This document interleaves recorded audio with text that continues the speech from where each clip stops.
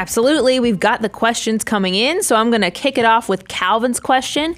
It says, when would be a good time to tell kids about their UTMA? By the time he's 21, it'll be about $250K. How should we start this discussion early and train him thinking about it in the right way? Was that $250K? That's what he says. Yeah. Shoot. I hope what that means is that mom and dad's portfolio is real big. That's a good point. Big, right? Yeah. Because one of the things we always tell folks, parents, is make sure you prioritize your own financial foundation before you start making your kids super wealthy. And I'd argue an UTMA that's going to be worth $250,000 at 21 is pretty powerful. So I actually have some experience on this. I have a daughter who's over the age of majority in the state of Tennessee, because that is the problem with UGMAs, is that whatever the age of majority in your state is, your children actually will own that account. Now, when they hit that age, you still have some strings of life, assuming that you tell your kids, hey, you like this? Behave and don't be responsible with this. This is not your start a Ferrari fund.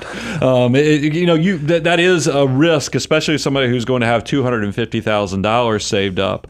I hope for somebody who is saving this much, Calvin, that you're actually creating some life experiences along the way where when I would encourage, get your kids to work in high school. I love the discovering that people actually enjoy work. Work can be satisfying despite what we're told out there in society.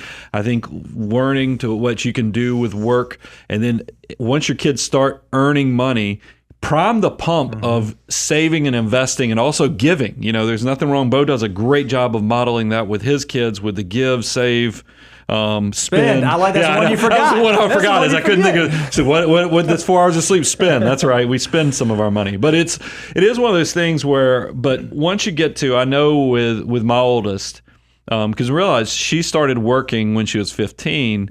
We opened up her custodial Roth IRA that year. And I'm going to tell you a side effect that you don't realize when you set up those online accounts with like Fidelity. If they have their UGMA accounts there with their Social Security number, when you set up that online custodial Roth IRA and they download the Fidelity app, guess what's going to be front and center when they go and they log into their Fidelity app is you're going to see not only that custodial Roth you set up for them, but because it's tied to their Social Security number, they're going to see that UGMA account that you also set up. So that's why it's important to also get the behavior of teaching, how scarcity and how the resource of money works, so your children can be good with money, not just have money. Because that's the problem when you look at lottery winners, professional athletes, and others. You go, how do these people that come into these large sums of money that should be more than enough for the rest of their life, why does it always fail? And it's mindset, and it's the training of how to actually use money as a tool, not the center of the universe, but the tool that it is. And a lot of times I think that's skipped with unfortunately, people when they come into money. Yeah, it's interesting. The question, Calvin, is when do I tell my kid about the UTMA? In my opinion, I don't think that's the first conversation that you have. I had a call with an individual this past week, and this family has done very, very well, and they have a daughter who is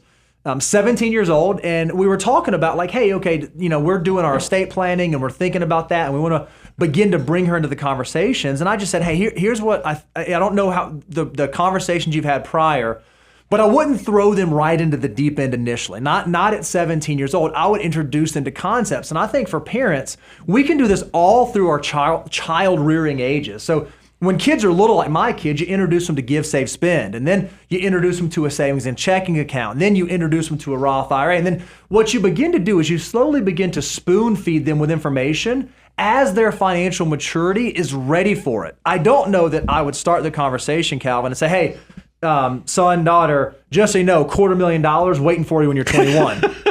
Right, like that might paint the wrong picture. What I want to teach them is, hey, here's how compound interest works. Here is what $1 can turn into $88 means. Here's what the wealth multiplier looks like. I would begin having those conversations. And when you see that little seed in their mind start to really grab hold and take shape, then you can start talking about real things. Like, hey, I want to talk to you about your college. Your mom and I, we decided we're going to start saving in a 529, and this is what we've been doing so that we can pay for that. And we decided we want to start an UTMA, and this is the behavior that we've been doing. before you ever talk about numbers, because Brian, I'm going to give you credit for something you taught me.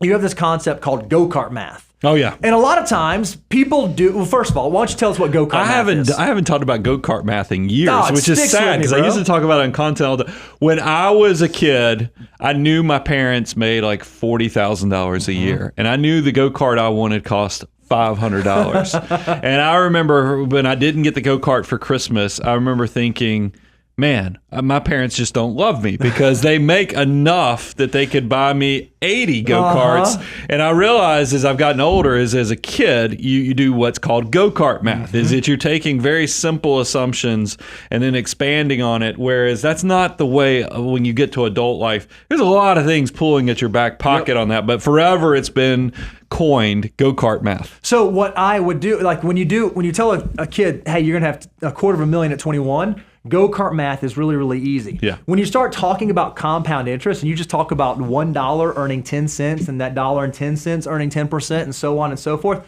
then the concept sets in. So if you have not had any conversations yet, Calvin, I would start having those conversations. And as a parent, you'll probably recognize when your child is mature enough to understand the numbers. And that's exactly what you have modeled with your oldest daughter, I believe. Yeah, and that's why even the estate documents reflect that stuff. I mean, you don't want if something tragically happens to you while your children are in their 20s, they might not be at the point where they process it the same way as if they came into this 7-figure and beyond sum is in their late 30s or even 40s. Yeah. So that's why you have to have these conversations to make sure you're creating financial mutants who understand how to use money as a tool. Because unfortunately, when you're young, it can get all twisted and weird things can happen, and you don't want to squander that opportunity.